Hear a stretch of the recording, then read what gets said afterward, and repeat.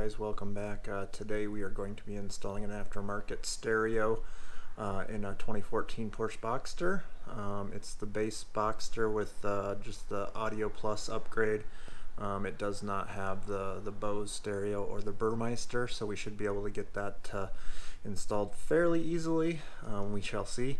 But the new stereo we're installing has wireless Apple CarPlay and wireless Android Auto, so that I'm looking forward to that. And it's also just the double DIN size stereo, so it will go nicely in the whole of the factory PCM center. We did order the special installation kit from Suncoast. I'll have links in the description for that. It has a nice little trim piece that goes nicely in the Boxster, and then it came with all the wiring harness and all that good stuff. So stick with us here if you're interested in seeing what's all involved in installing an aftermarket stereo in a Boxster on the 981 model. Alright guys, so we're inside here getting ready to start disassembly. From what I've gathered, there's these two panels here on each side. We need to pop those off. They just pop out. There's some clips holding them on down here, and then up here it might get a little trickier. We're going to have to open the glove box, but we'll see. So let's start popping those off. I don't know if you can see those clips. Just some standard, actually a lot of clips, but they're there.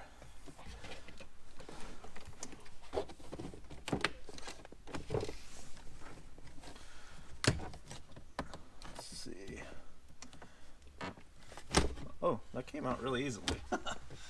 Not going to complain on that one. That was super easy. So let's do this other side. Pop, pop, pop. Let's see how this one comes out.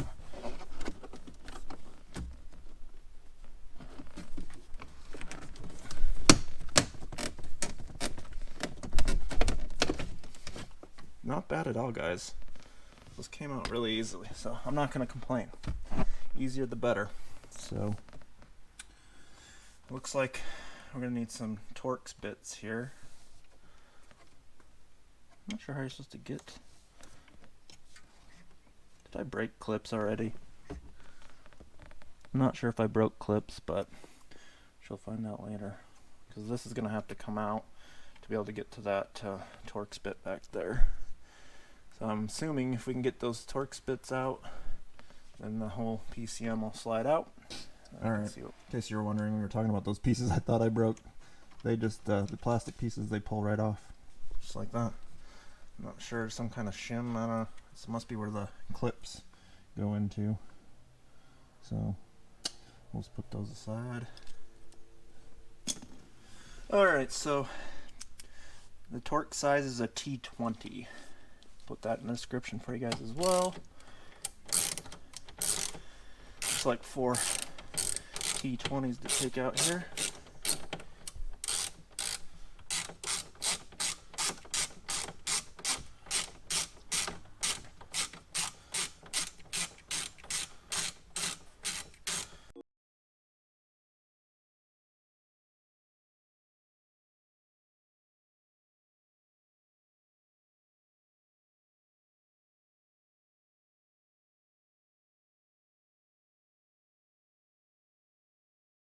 Alright guys, so I did have to move the lever back. I actually put it in neutral and put the e-brake on, and then I actually unplugged the positive battery terminal. You should do that anyway when we're installing these stereos, that way, because you actually can't get the key out of the ignition after you put it in neutral.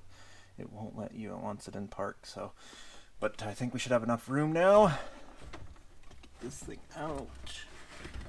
Let's see how much cable room they give us here. That thing's a big, big boy. That's it.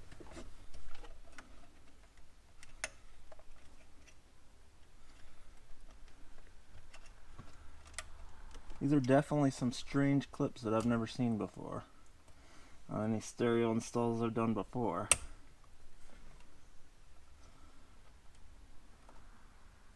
Well, we're gonna go get a flathead because this is just not working well. Okay, so I've got a flathead screwdriver now, and all I had to do was push in harder on that clip, on these ones on this side at least, and they slide right off.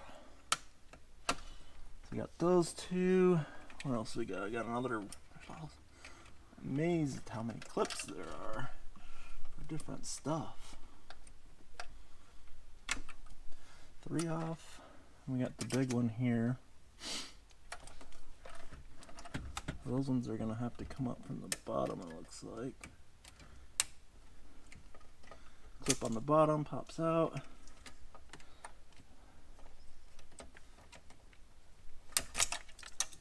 Got those two, and it looks like got a couple more down there. Can't see where the clip is on that guy. It's like on the side maybe. Does that whole thing come out? The whole big black piece comes out.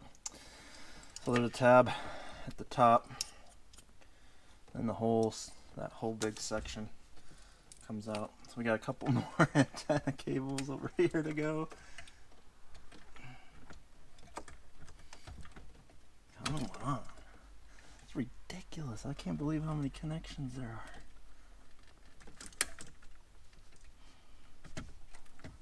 I'm gonna have one last one that's gonna give me fits.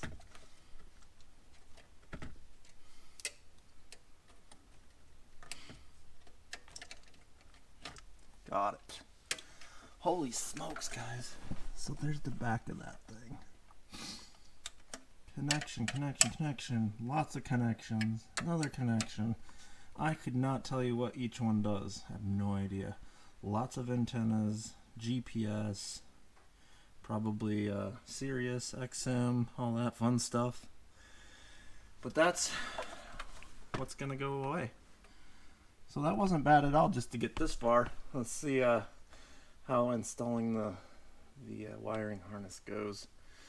Could get a little tricky. I've heard we have to run a wire possibly over to the fuse box. Alright guys, so here's the bracket, the mounting plate, and this custom little bezel that came from Suncoast. I forget the name of the company that makes it for Suncoast, but I'll put that in the description so you guys can read up on it. This thing has gotten ridiculously expensive. I think a few years ago it was under $150 for this and the wiring harness.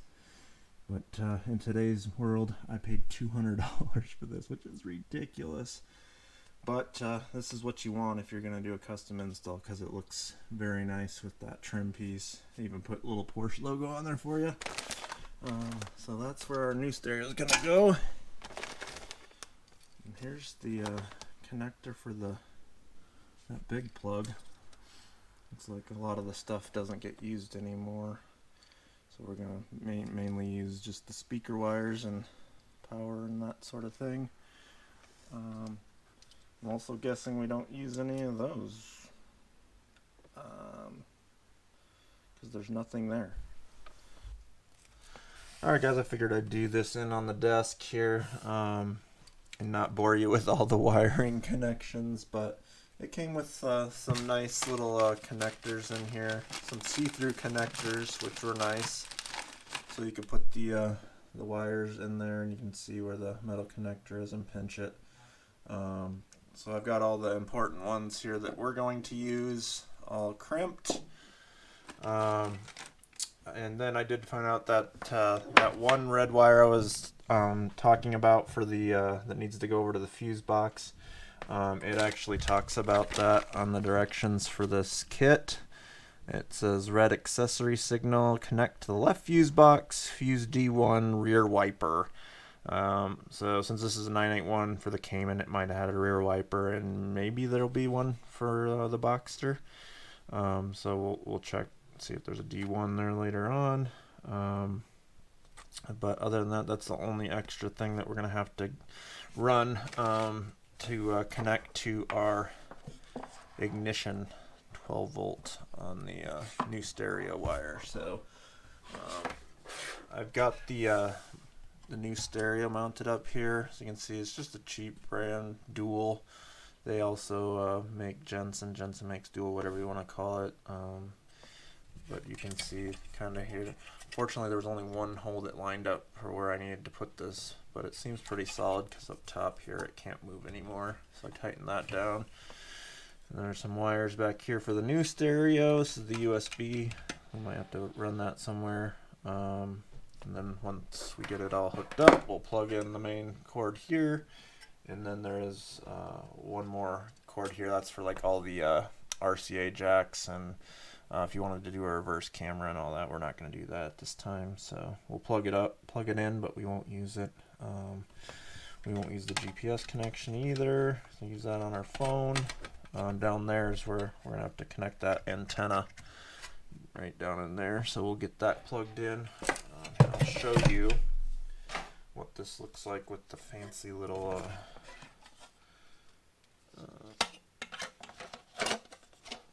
bracket here. So it will look kind of like that. And yeah, it'll fit nice.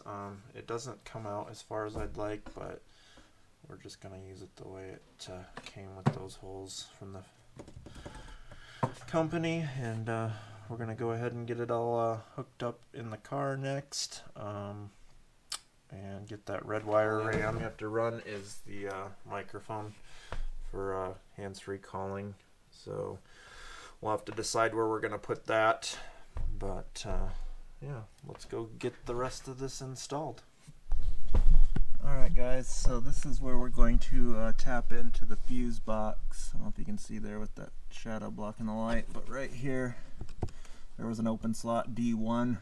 There was no fuse in there, so we plugged it right in there, and then we're going to have to route this cable over to there.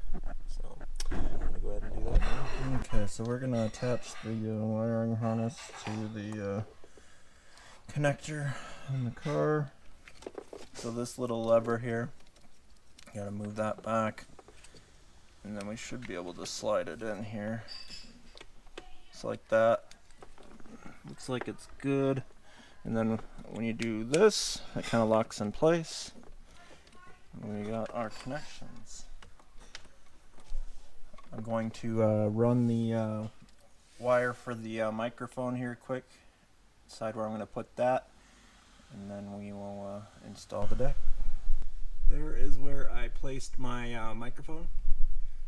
A little just double-sided tape, little mounting piece there that we just double-sided it right there, and ran that back behind the dash there and through here. So we have that ran. Actually, it's right here. So we got to plug that in for the microphone, and then I just decided to run the USB cable too. I actually ran, that's this here, I ran that back over there and through into the glove box. I took out the old aux jack there and fed it through here, so if need be, if I need to do anything USB, it'll be in the glove box. The one from the factory right here no longer works, but it's still there. So we got that in there. Alright guys, so got the mic plugged in, the antenna plugged in. These are those RCAs and the backup camera stuff if we ever decide to use it. So I'm going to plug this guy in here. So we got that plugged in. Now we just gotta tuck all these wires. It is quite a bit smaller than the factory one, so maybe we'll be alright fitting this in there.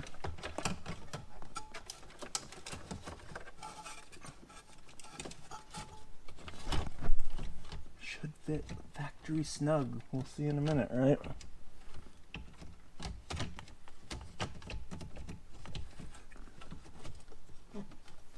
Now something's feeling tight back there. Who knows what it is?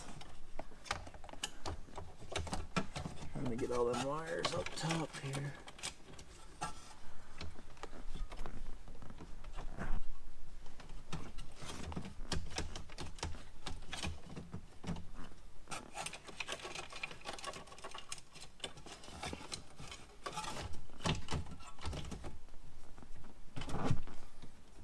There. Check that out. That looks pretty good, actually. That's nice. Not too shabby for an hour or two of install.